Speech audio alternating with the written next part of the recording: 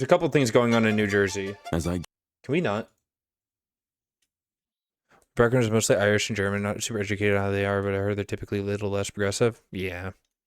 Well, Germany is pretty cool. Irish is pretty woke. Are calling it a win for parents' rights, while transgender advocates say the appellate court ruling this week couldn't be any clearer a win for trans rights in schools. Here's what happened. In 2023, 3 school districts in Monmouth County and 1 in Morris County tried to adopt new policies that would require schools to inform a parent if a student changed. So if a student's trans, right? Student is trans, you have to out the kid in a bunch of school districts. Identity or name in school. Well, New Jersey's Attorney General Matt Platkin sued the districts, saying it went against state guidance called 5756, adopted under Governor Chris Christie. Which is woke. The lower court blocked the schools from adopting the new policies, and the cases moved to the appellate court, which this week sided in favor of the lower court, saying the new policies of informing a parent showed a clear violation of the law against discrimination because they singled out transgender students. However, in this week's decision, the appellate judges did also say the 4 districts do not have to adopt 5756, and they have the option to rewrite their own policies. The districts are calling that a win. However, they still need to work with the New Jersey Division of Civil Rights in creating those policies. So basically, New Jersey is like super woke, right? Gender affirming care just got protected legally in New Jersey. We'll talk about that here in a second, but school districts are trying to be like, if kids are trans, we're going to out them to their parents. Hi, mommy, it's me, Cynthia from TikTok. What's up? Like, that would get some kids kicked out if they didn't block it. Yeah, no, like, transgender children would be in, like, genuine danger in New Jersey if this didn't get blocked. And the fact that the appellate court didn't say, oh, no, this is completely blocked, they're like, well, you can rewrite it. I think that's completely fucking pathetic. I think they could do better. Like, genuinely, they could do better. But I am glad to see there's a pushback on the revocation of trans rights. Because we've been dealing with this bullshit for way too long. Like, remember when 2016, when people were like Woke One, man. Woke One was so bad because it did absolutely nothing, but holy shit, it was nice to live in it for a little bit. But it did lead to this. Not this, but I mean, like, the current climate we're in, whatever. Anyways, Transgender Information Hub, official state of New Jersey. How is my access to gender-affirming healthcare protected in New Jersey? Under EO, Executive Order 326, all state departments and agencies are directed to protect all people, including healthcare professionals and patients, against potential repercussions resulting from providing, receiving, assisting, and providing, or receiving, seeking, or traveling to New Jersey to obtain gender-affirming healthcare services. If you travel from a red state to New Jersey to get gender-affirming healthcare, the state of New Jersey will defend you. My high school had a policy like this, and it unironically probably delayed my coming out and experimentation with your gender. Yeah, probably. That, like, this is huge. This is ginormous. So, New Jersey, if you're trans and you want to move to a blue state, New Jersey is a thumbs up on my list right now. Executive branch departments, officers, employees will not provide any information or use any state resources to further an investigation or proceeding that aims to impose civil or criminal liability, professional sanctions upon a person or entity solely for providing, receiving, assisting, and providing, receiving, seeking, or inquiring, or responding to an inquiry about traveling to New Jersey to obtain gender-affirming healthcare services. Absolutely fucking insane. Absolutely fucking insane. I'm from MA. It's pretty good for trans people around here. Yeah. Being in the Midwest sucks ass. Even though I'm in Minnesota, it's still like,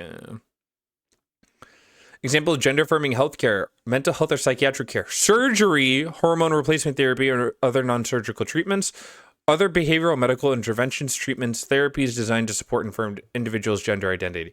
So if you have a trans kid and you live in a red state and you go to New Jersey to get them, healthcare, like actual proper healthcare that I learn in medicine,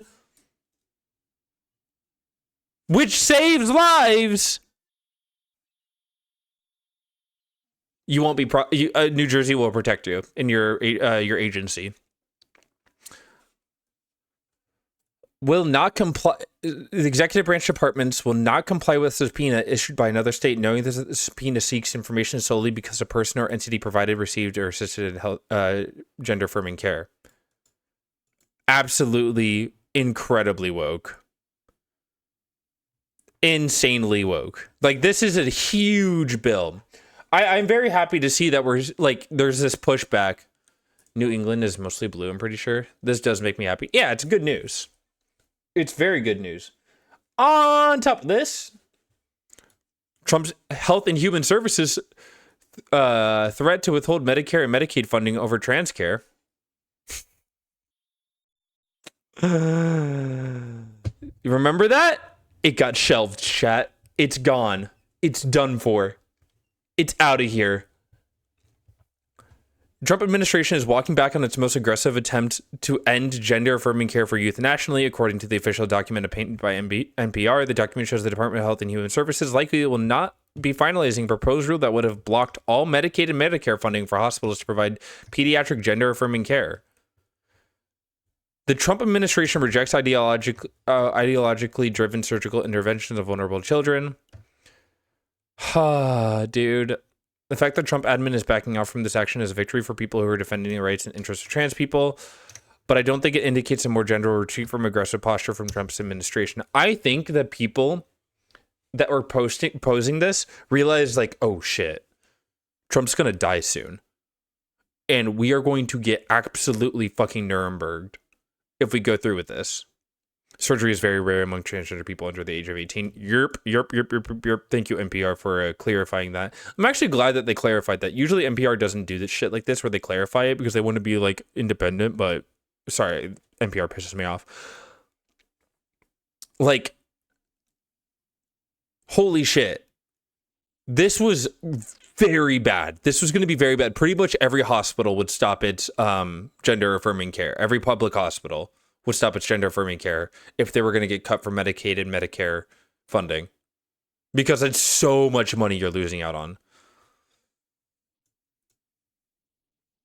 So the fact that they're backing off of this is phenomenal. This is very good news, but we also have to be, like, you know, on the wary about.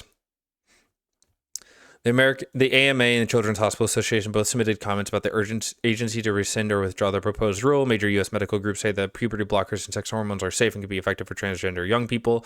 Yep. Even so, gender-affirming care for youth is banned in 27 states after a flurry of laws passed over the last several years. In the remaining 23 states, many hospital clinics that offer gender-affirming care have continued to operate, while others have shuttered in the past year, citing pressure from Trump admin.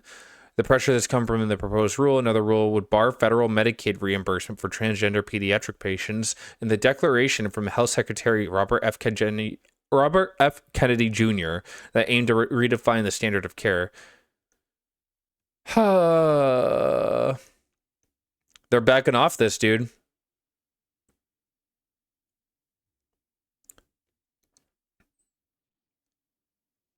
Trump waffling on this rule should give hospitals more confidence or either continue offering the care because the rule is never in effect. I would argue that they should have been doing this all along anyways. Yeah. Any hospital that backed off of it is kind of like pussy shit, in my opinion. Isn't the majority of HRT effects reversible? Yes. Pretty much all of them are. I'm trying to think.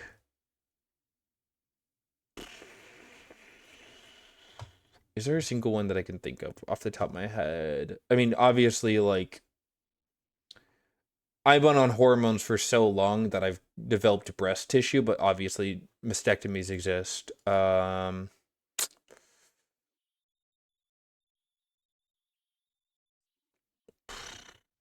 else? I mean, gender affirming surgeries, obviously those are harder to get through, but I don't know. Most of them are pretty reversible. Pretty reversible. They're kids, they might regret it argument. Like if they wanted to make the, like, puberty blockers can be stopped and then you'll resume a normal puberty. You can stop taking most children, by the way. I live in Maryland, highly key to go to state for trans people. It is. Like if you're a child, like you're under the age of 18 and you go on puberty blockers at like 14. And then at like whatever age you decide to be trans, you know, you're still growing, but you're not going through a puberty, so you're probably a little shorter. But you're still like growing voice, lack of body hair. I can't wait to go on T. Yeah, fair enough. I wish estrogen made people's voices lower or higher because that would help a lot of people. But once your voice goes deep, it does not come back. But like, I don't know. Like, and then they can decide when they're older, like, hey, I want to go on estrogen, so I want to start a puberty as like a woman, and then their puberty goes through as a woman, and they face pretty much no significant side effects. And also the regret rate for trans affirming care is 0.03. And most of those people say they regret it due to social stigma. I don't know, man. The regret rate on knee surgery is significantly higher. Significantly higher, chat.